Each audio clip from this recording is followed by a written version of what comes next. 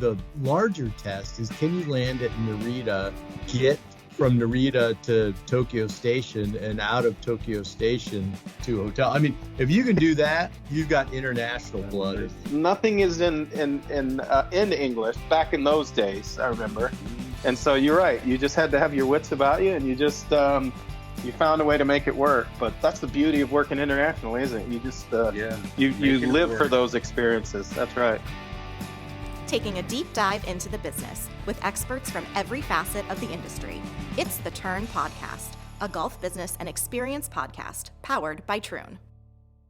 Welcome to another episode of the Troon Podcast. I'm Julia Kelly. We are going into the future and around the globe today. I'm really excited for this edition. And joining me as co-host is Scott Van Newkirk. Welcome, Scott. Thanks, Julia. It's a pleasure to be here. You are normally based in the Scottsdale office with me, but today you are in Bradenton, Florida. And yes, and weather check is decent, and team seems like they're engaged today, so everything's great. Awesome. And our guest today, we're starting with DJ Flanders, who is Executive Vice President of Troon International. Welcome, DJ. Hey, Julia. So great to be on the podcast. Listen to you all the time. And so it was nice to have the invite and appreciate being here. Thanks so much for joining me. We have you in Madrid, Spain right now. You're visiting a potential client. You're normally based in Dubai, right? So it's about 4:00 in the afternoon for you, 8 a.m. for me. Scotty, you're 10 a.m. And then we have Simon Doyle. Hi, Simon. Hi, Julia. Vice President of Agronomy for the Troon International Division. You're normally based in Switzerland. Right now, you're in Cyprus. What time is it for you? That's right. Yeah, it's a little after 5 p.m. here. The sun is just set in the sea here, my hotel room windows. I wish you could all see it. Beautiful here. So, it's great to be here. Looking forward to chatting. Well, Scott, let's start with you and just the overall importance of having an international presence. Obviously, with my roots starting in Japan when I joined the company, our international business is something that I've always been passionate about. And I think the dots that we have always wanted to connect was to be globally present, if you will, and to have a footprint throughout the world and really work to align with clients who saw the value in the services that we've provided. And then on top of that is how do we have a customer base that travels and recognizes our brand, the quality of the facilities, and takes advantage of that. And I think that we have done that. I mean, obviously, if you look at our footprint, there's certain international markets where we have a more significant presence, i.e. Dubai, Middle East. But I think with the work that Simon's doing in Europe, we're starting to gain a foothold there. Australia has obviously been a place we've been for a long time. Southeast Asia is growing. And we continue to be opportunistic in Korea and in Japan and in Taiwan. And so I think we're always going to be opportunistic to go where we believe we can achieve profitable growth. Well, it's interesting if you look at the team in the States, let's just call it, we focus on the continental US, Hawaii, Central America, and then DJ, pretty much the rest of the world is yours. That's right. The world is my oyster.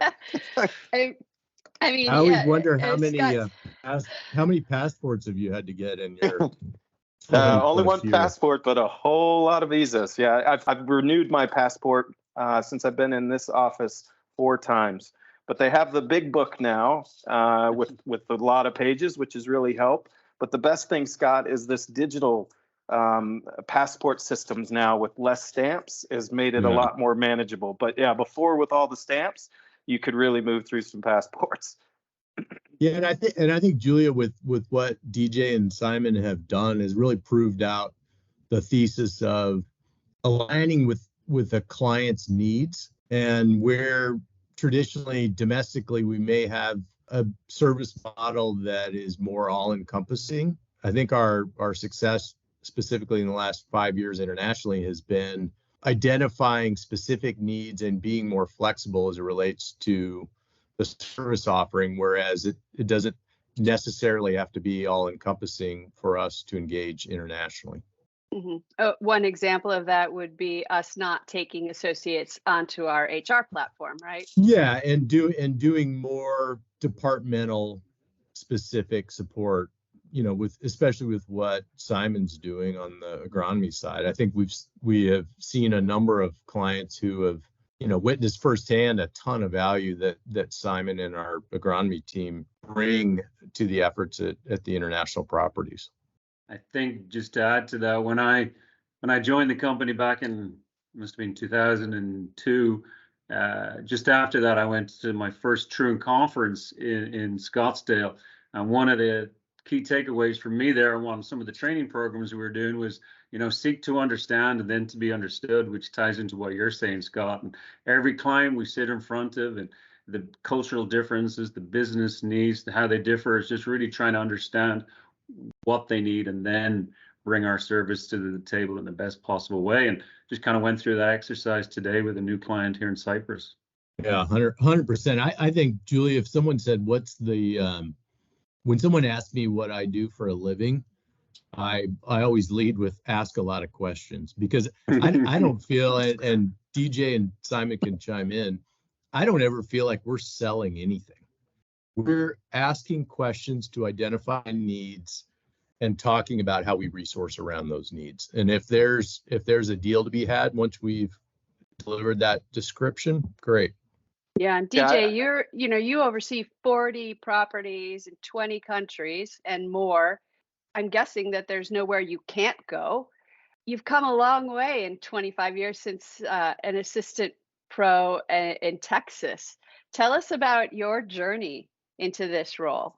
Yeah, it's kind of crazy, Julie. I got to be honest. When I was a tournament coordinator at La Cantera back in the day, I had no clue that I would end up where I am in my career. And when I first joined Troon, I do remember going to a conference, and Dan had made the comment that we want people to join Troon as a career and not as a job. And that really, really resonated with me. And from La Cantera, I did have the opportunity to go work in Kierland. Being that close to the corporate office really gave me an ability to understand what was going on in some of the different areas that we were growing. And I stayed very close to a lot of the corporate officers, probably closer than they would want me to be, but I was always trying to understand where the opportunities were. And an international opportunity popped up, and I remember there was a bit of a mad dash to get a passport and go to an interview in Japan, and the rest is history. Once I had that assignment in Japan and had the opportunity to work outside of the U.S., I felt like I really grew as a leader, because when you work internationally, what works in the U.S. doesn't necessarily resonate in the international properties, and you really have to listen a lot and learn a lot and be respectful of the cultures. And then you have to, take what you've learned in your career and implement that in a way that will work, that is culturally sensitive in the area in which you're working. And I really enjoyed that part of the business. I felt like it made me a much more well-rounded leader. And then after Japan, I was opportunities in the Middle East, and I was like, well, that's a culture I don't know anything about. Let's go try to give that a crack. And that had all kinds of different nuances from leading a property, and that I had to learn as a leader, but I really, really enjoyed that. And then was able to get briefly to the US at a high-end private club, which was something I didn't have in my toolbox and career. And I met you for the first time there, Julia, and you knew how much I was out of my depth there at that property in Long Island. But with the resources that are behind us within Troon, everyone can be successful. And I knew how to use those resources and reaching out to individuals like yourself. And then from there, I went to Bahrain, which was a whole different set of challenges, and a great property and very good board to work with, and a club that's very successful to this day. We'll be hosting a European tour event here in a couple of weeks. And I remember when I went there over 10 years ago, that was nowhere on the cards. They were just looking at how we can keep the club open. But with Troon's support, we were able to make that successful, and then into the corporate office. So it's a long journey. Sorry it took me so long to answer that question, but it's one that I'm quite proud of, that I had all those opportunities. You certainly have learned how to pack light, I would think. Yeah, that's right. From my experience in Japan, I feel like what I took out of that has made me, certainly changed me as it relates to how I work with people.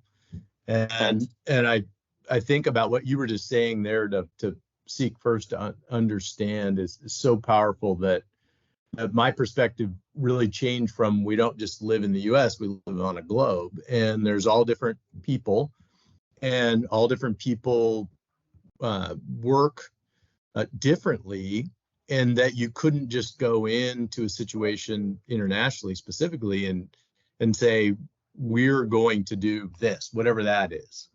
I mean, you really had to describe why it was important to do that and what the benefits were, and to gain buy-in. And I've really tried to apply that once I came back to the US. And I think for us as leaders and a leadership team, taking that approach, I think, makes you more effective wherever you're leading a team.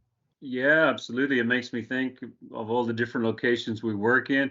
You know, every culture, every different type of individual, they also like the message delivered in a different way. And that's kind of that part of that process. Certain parts of Europe here, it needs to be very clear, short, and to the point, and right, let's get on with it. While other cultures, it's a bit more of a journey together and figuring it out as we go. So that's a large part of it as well. Gosh, yeah. So it's a part of quest, going back to your point and just asking questions. Tends to figure it out. But then, you know, the questions get to a point, right, where and then something needs to be done.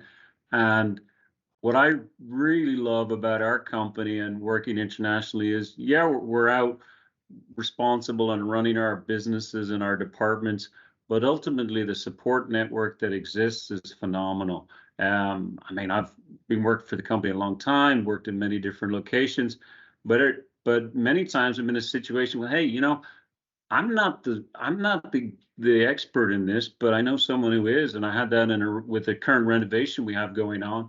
I said, you know what? Yeah, I get that we're figuring out how to convert some Bermuda grass, and I said I'm comfortable with that idea, but I'm not 100% comfortable. Let me talk to Ron to Spain. He'll have done it 100 times more than I have, and reached out to Ron. Ron just send me this great explanation of how they've succeeded with it, with a couple of ideas on hey, if you run into this challenge, you can do this. And it was just perfect. And I was able to take that to the client, and everyone has that comfort level. So I think, you know, it goes back to what Jeff Spangler and our Troon agronomy standards are always about. It's proven reliable techniques.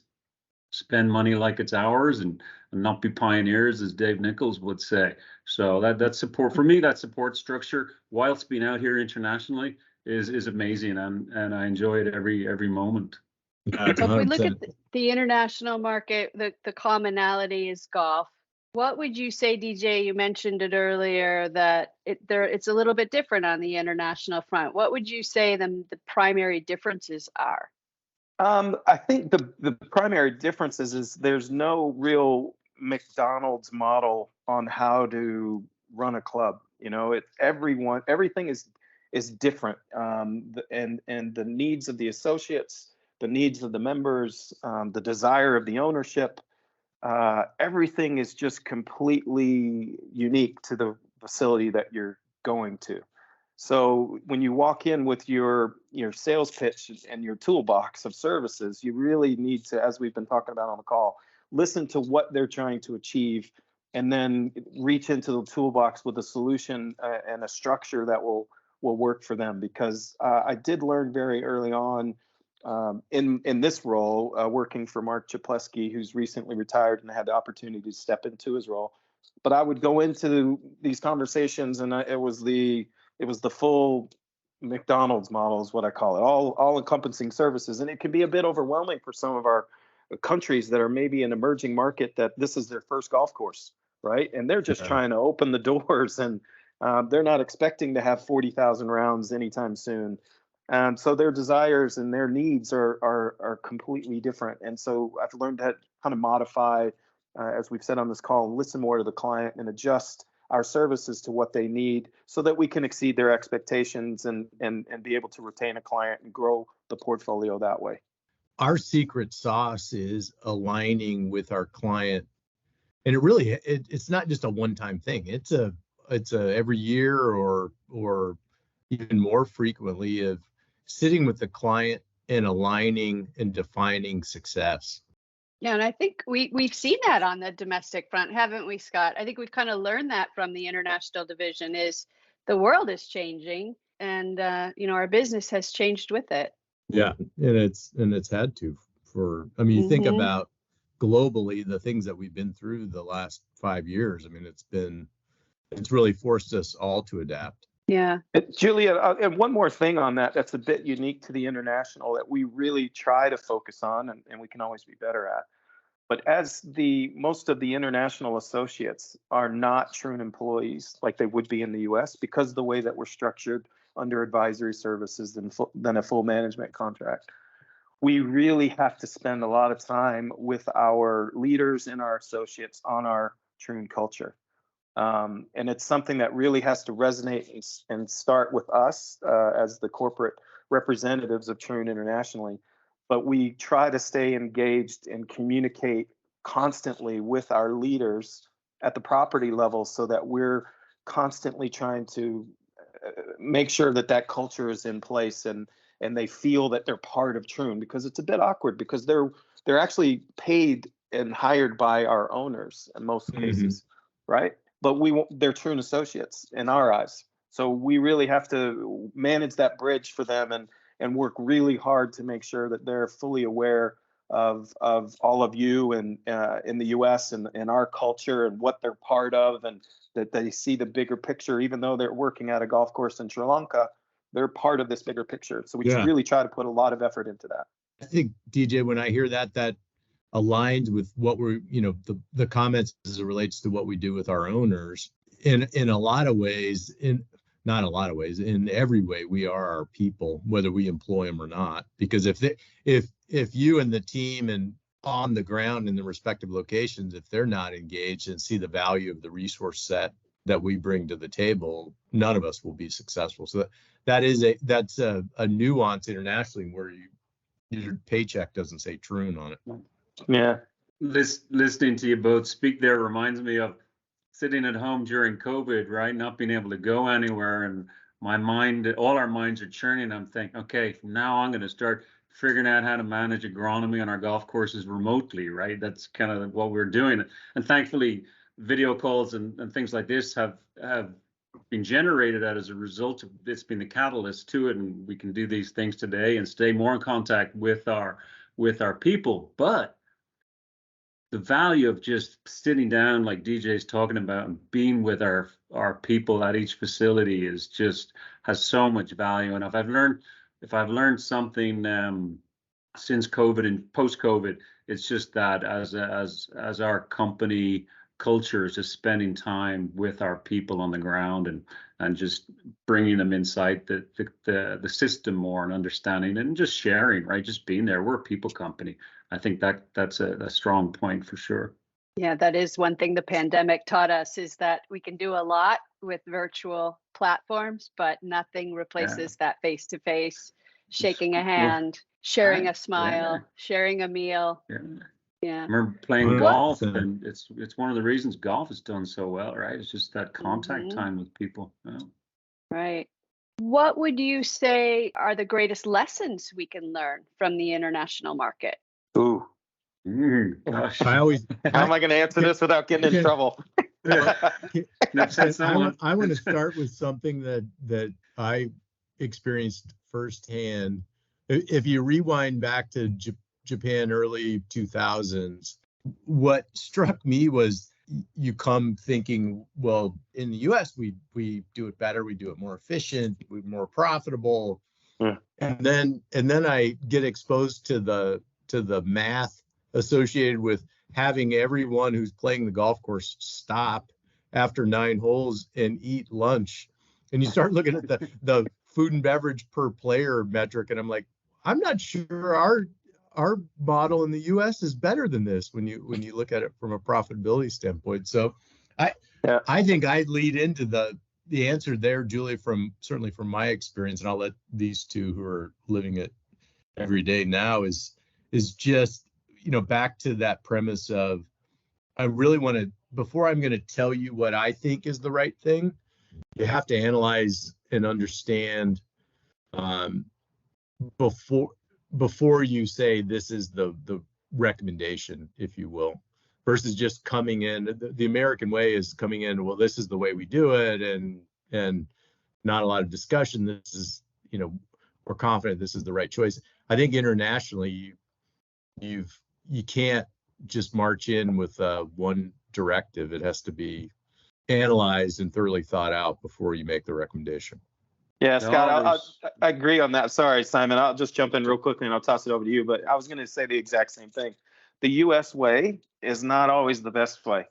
And, I think what we found early on in our international careers is, you're kind of cramming the U.S. way and you're not really sitting back and understanding the way that maybe other things are done differently. And then when you sit back and you really start to listen and see how things are done differently, sometimes there is different ways than just the American way. And so, every country you go to, you see them do something a bit different. You're like, well, I've never really thought about doing it that way. Just because they maybe don't have the resources or the financial support that we have in North America, but they're finding a way to do it and deliver it at a pretty good level with what they have in some countries, So, it's really just sitting back and seeing the way that they do things. The U.S. way is not always the best way. Sorry, Simon. No, absolutely. I was just going to say, to try and answer the question from my perspective, is every site visit, everywhere you go is a learning experience.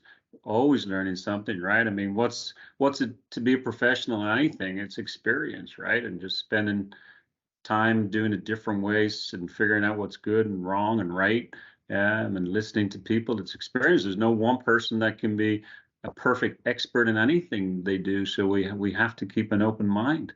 I think that's one of the a great thing about international, right? Because everyone's got a different spin on it, and different perspectives.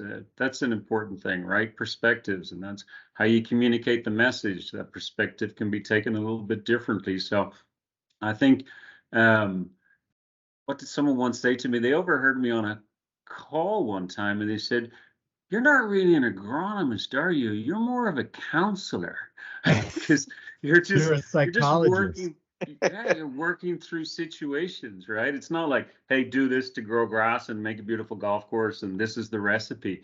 No, it's a process. Yeah. And it can be, there's base fundamentals and reliable techniques. Absolutely. Everything is based on a fundamental basis. It's certainly in agronomy, but then, we have to work through it. I also think from a communication style, because we're dealing with associates that maybe English is their second language, a majority that we deal with would be. I feel like we kind of moderate our speech and not try to wow with big words and just keep it simple and speak to the facts. And I think that really helps from a communication style because there is no real word filibusters that you do because you're just trying to get your point across and you're just trying to be clear with your messaging. And I think that's something that I've learned living internationally. And I think I'm a better communicator because of that always in the back of my mind. And to Simon's point, you just learn to simplify everything that you're trying to communicate and get your point across and make it easier to understand. It's a great thing about the language barriers, actually, ironically, is that the word, it makes you go back and simplify it and don't overcomplicate it, which is just more effective for everyone to implement. Right? Right. That's exactly right. Scotty, I think that's something we could apply domestically. Like, just stop talking. Yeah. I mean, stop making me look up definitions of fancy words. Less word salad. That's right. Well, so DJ, looking at the future, the next 2 to 5 years of Troon International, now that you've taken the helm, where do you want to be that we aren't currently, or where do you want to grow our presence? That's a great question. I mean, I'd love to be everywhere to answer your question, but that's not really feasible. But Asia is very promising. There's a lot of really good things that are going on in Asia. We see a tremendous amount of potential for growth there. Asia is a relationship market, so it puts the onus on us to be visible, to be present, to make connections. And to continue to believe in that region and visit regularly and visit potential clients. And I'm confident if we continue to do that, those results will come. We're already starting to see some things coming from the region just based on us strategically focusing on Asia a little bit more in the last 2 years. And now we're starting to have some clients reach out to us with some more solid conversations about potential engagement. So we need to continue to do that. And I'm equally as buoyant in Europe, in UK and Europe, because there's a tremendous amount of opportunity. But once again, it's a relationship-based business. And, as Simon would tell you, over the last 2 years, we've been strategically been more engaged with some of the associations.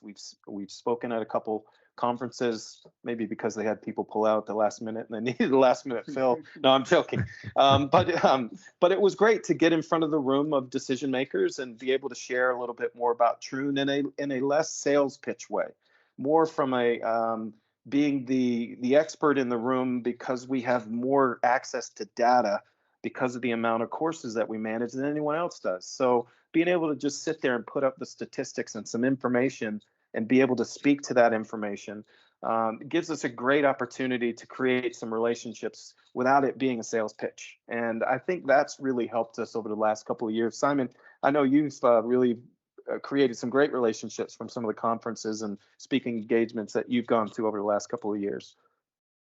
Yeah, it's been really great. Again, it goes back to that, just spending time with people and understanding where they need help and what they want to do. And I think that's one of the things I'm enjoying about the industry internationally at the moment is the demand for great golf course conditions. Historically, I might be a bit guilty of trying to push better conditions on facilities. Now I'm feeling the pressure coming the other way, going, how do we be better? Teach us how to be better. Yeah. What do we need to do?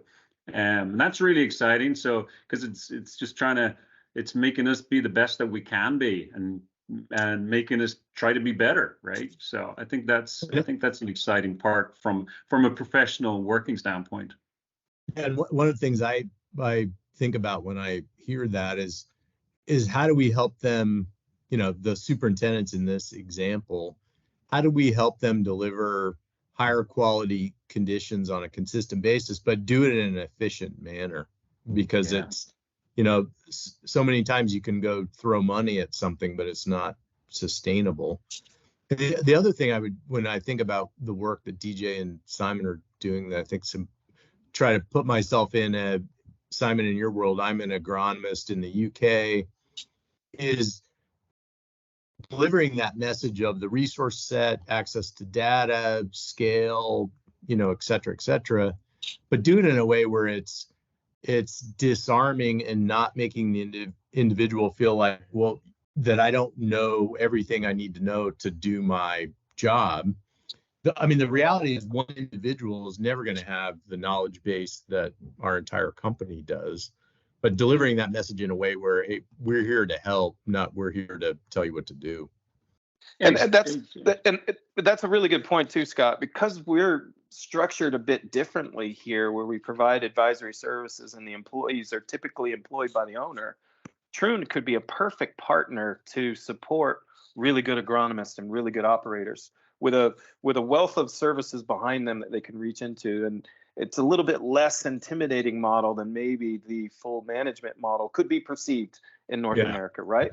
So, but being able to have that conversation and in a conference setting where you're just kind of talking about who we are and how we work, it's easier to kind of get the word out and be less intimidating, and how we can support a good agronomist with information, tools, best practices, volume buying, whatever it might be, or a director of golf that's wanting to increase inbound golf from the US. Well, nobody better to partner than with us in doing that. So it's just making sure that they fully understand those services and how we're structured.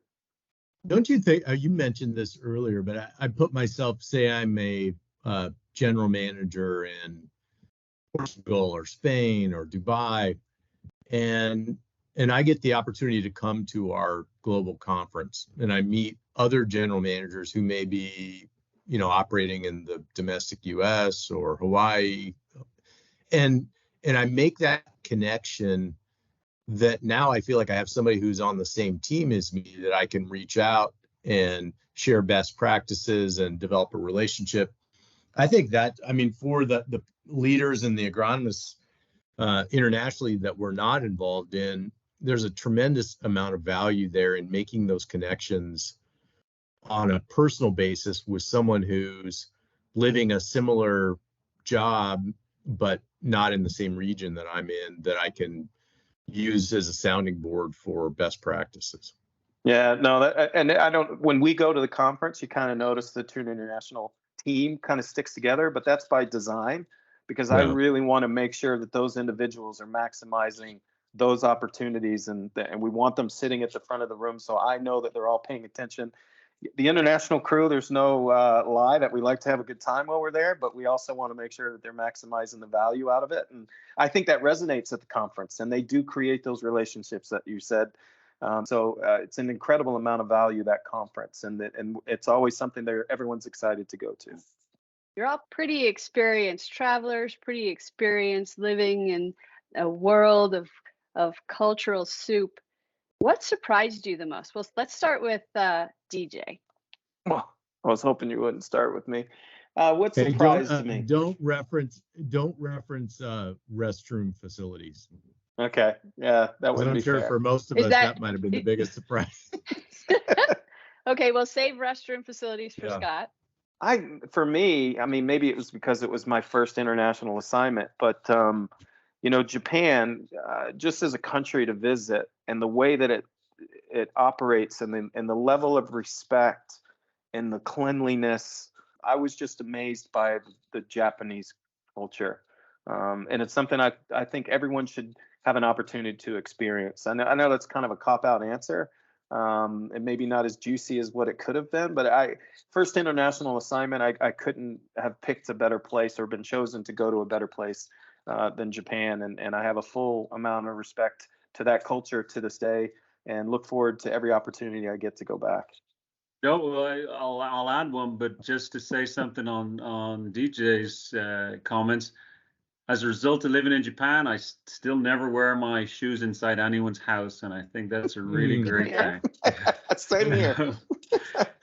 Also, although it creeps back in and we try to shut it down, the Japanese don't have an ego, and I think that's a powerful thing in the world today, to put your ego in your pocket.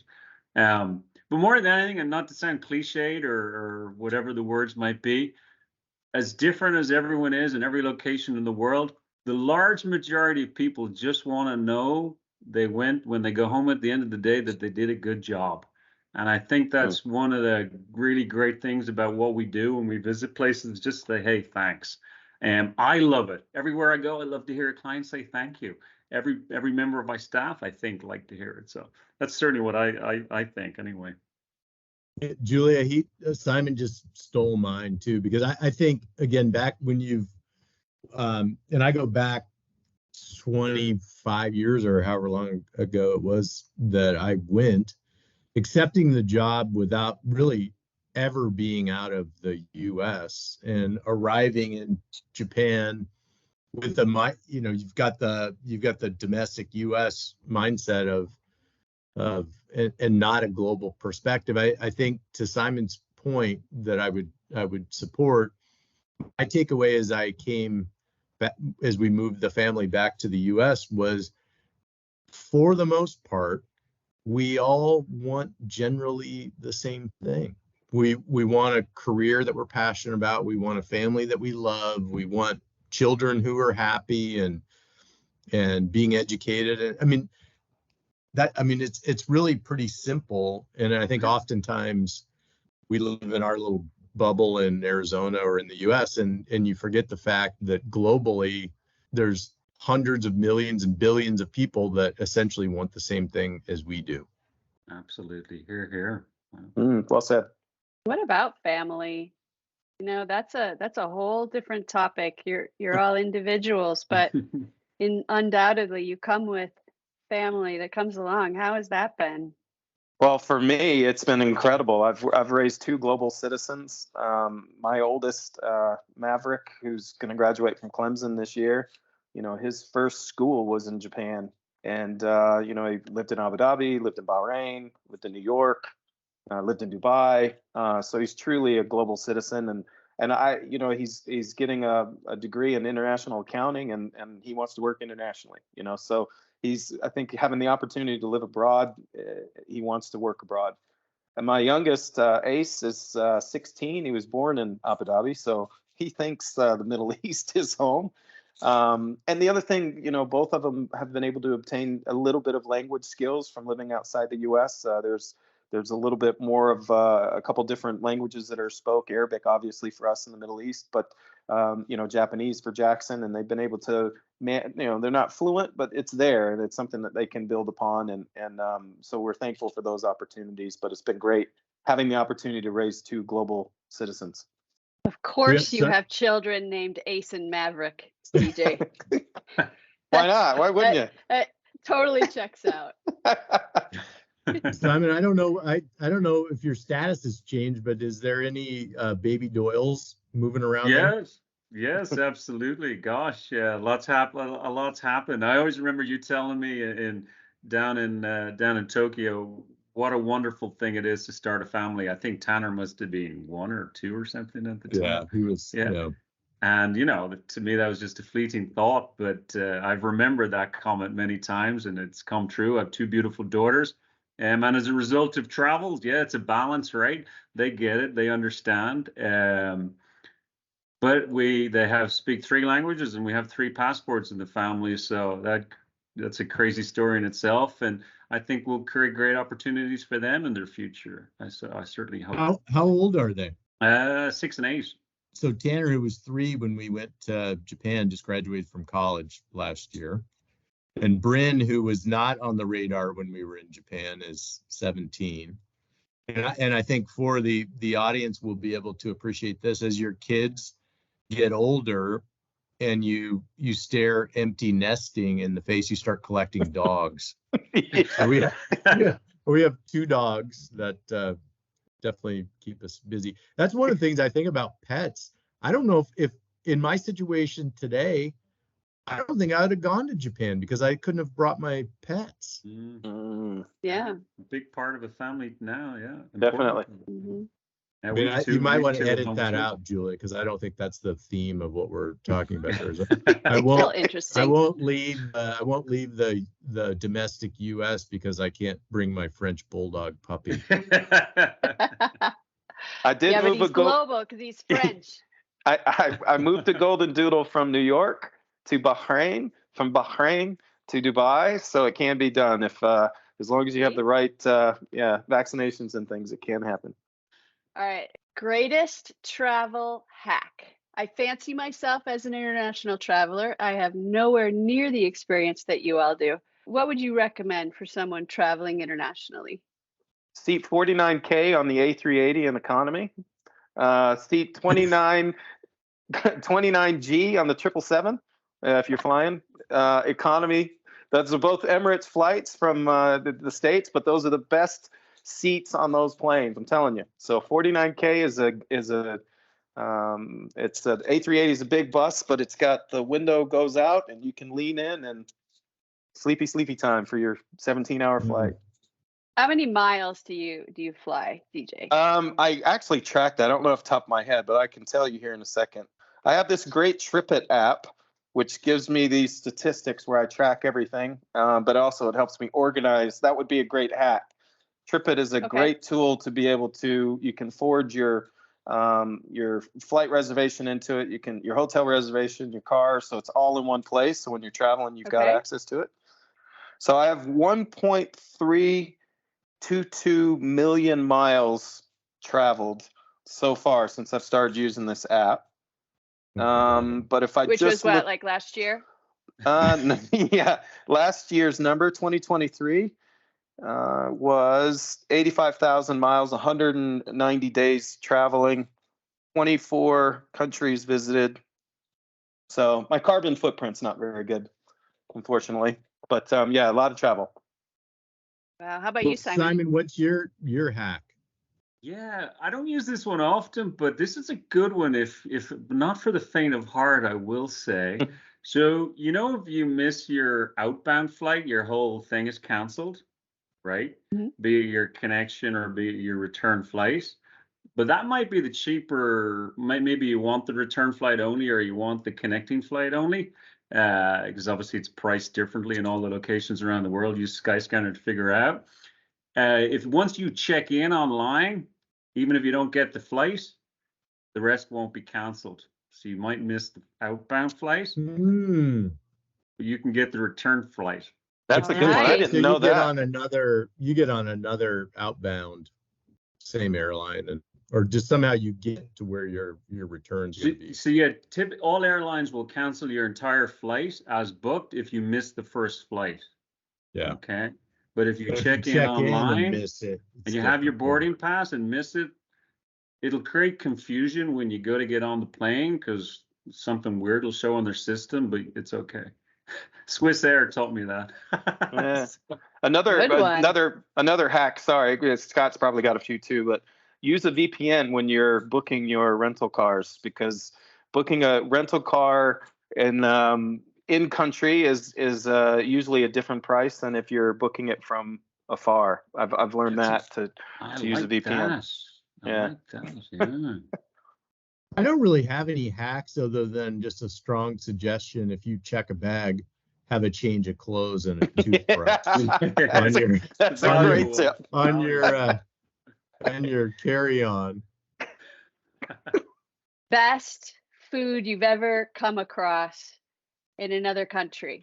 I am so partial to Middle Eastern flair now with the hummus and the falafel. I mean, even when I go back to the States to visit family, I am struggling to find myself a good hummus.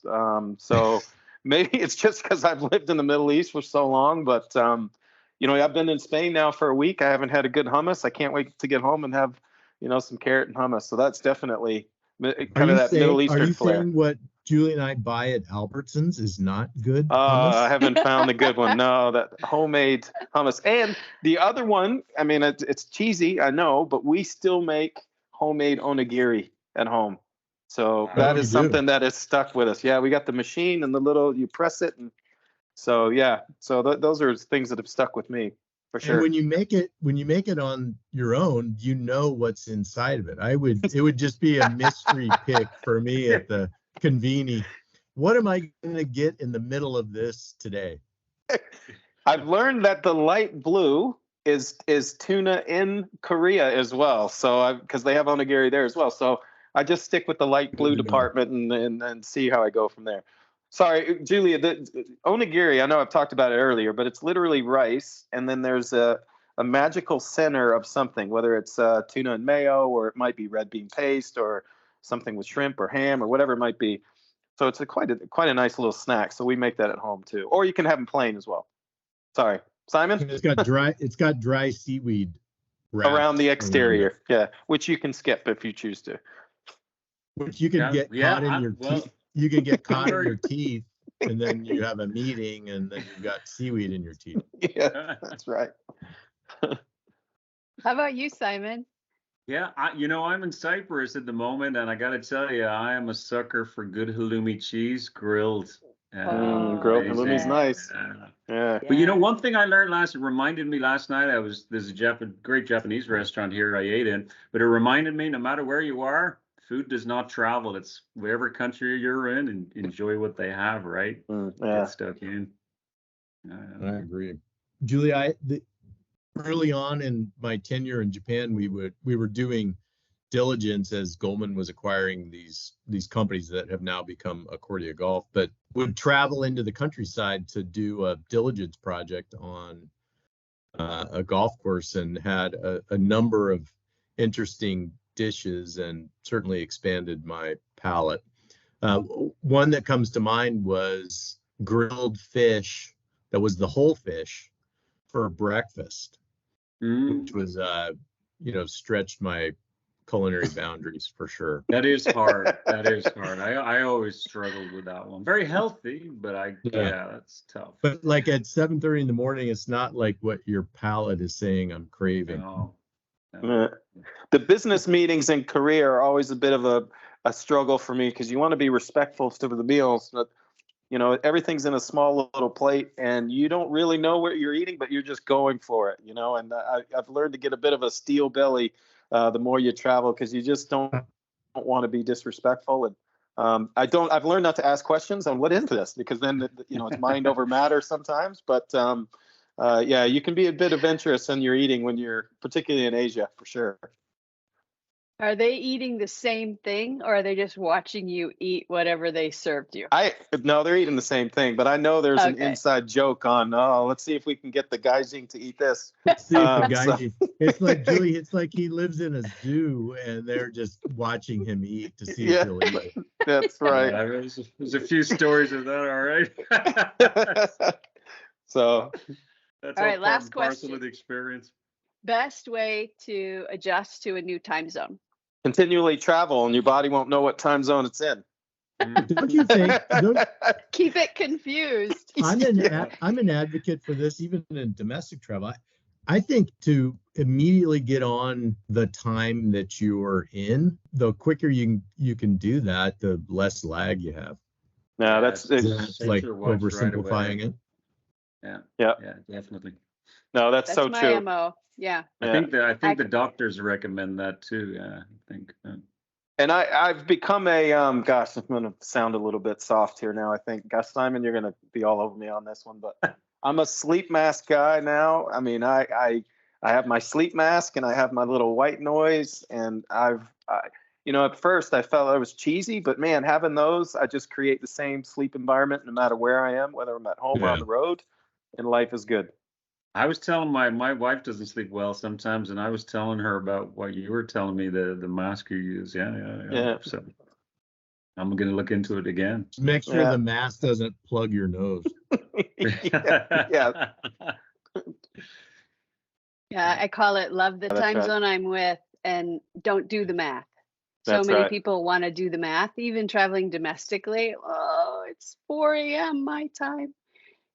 Just don't go there. Don't go there. That's right. 8 o'clock. I try to use that on my return. I always use that when I arrive at home. I got up at 2:30 your time. Yeah.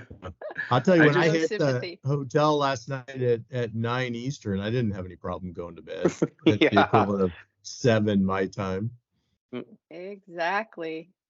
I just wish that when you booked a hotel, they gave an option for bed firmness instead of size of the room or any other amenities. I just want a firm bed and I'm golden. That's all I'm after. So true. We could probably go for hours, but I'm so appreciative of the time that you've spent here. And Scotty, we ought to do more co-hosting. This has been fun. I've always wanted to be a co-host. Well, there we go. There we go. And DJ and Simon, thank you so much for joining us and for everything that you're doing to help Troon increase our customer base across the world and our revenues, but also just the overall growth and success of the company. A big part of it is the international division, and we may be all the way over here in the States, but always so grateful and so aware of what you're doing and how hard you're working. Thanks, Julie. Appreciate it. Yeah, thank you guys so much for all that you do for the team. It's our pleasure. Thank you for having us. And thank you to our listeners. Tune in again next time. This has been The Turn, a golf business and experience podcast powered by Troon. Every episode is available on troon.com. Follow us on Twitter @TheTurnPod and subscribe to The Turn podcast through iTunes, Spotify, Google Play, iHeartRadio, or wherever you prefer to download your favorite shows.